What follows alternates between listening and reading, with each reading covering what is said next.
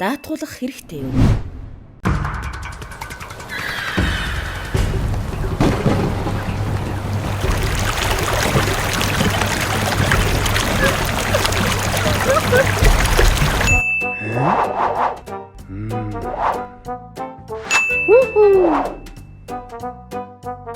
За сайн нөхөө. Чи ямар хурдан гэр хашаатай болчихвоо?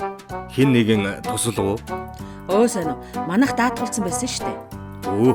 Тэгээд тэр даатгал чинь танад энэ гэр хашааг бүгдийг өгсөн юм уу? Ер нь тэгж хэлж болно. Чи ч гэсэн даатгуулаарай. Дахиад үер болох гал гарах зэрэг гай тохиолдож магадгүй шүү дээ. Нэрээ тийм шүү. Би заавал даатгуулнаа. Харин би даатгалын талаар огт мэдэхгүй шүү дээ. Чи надад туслах уу? Мэддгээсээ хэлж өгье хөө. Чи эхлээд миний даатгуулсан даатгалын компанид хандаж болно. Бас илүү сайн нөхцөлтэй даатгал санал болгох өөр даатгалын компанийг ч сонгож болно. Даатгалын гэрээгээ уншиж танилцаад хэрэг ойлгохгүй бол ажилтнаас нь маш сайн асуух ёстой. Хамгийн гол нь гэр хашаага аль болох зах зээлийн үнээр нь даатгуулбал учирсан аливаа хохирол бүрэн төлөгдөх боломжтой байдаг шүү. Гэр хашаага үер ус, бороо, цас шуурга, гал гэх мэт эрсдлийн аль найрамч даатгуулахаа бас тохиролцож болно.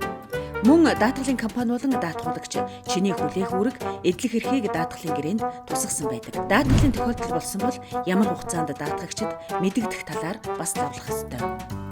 Эцэст нь даатгалын гэрээ болон даатгалын баталгаагаа хайж өргөдөөж болохгүй гэдгийг анхаарах ёстой шүү. За, маш их баярлалаа. Би заавал даатгуулнаа. Таны санхүүгийн шийдвэр ухаалаг байж чадсан уу? Мэдлэг дээргэн ухаалаг шийдвэр.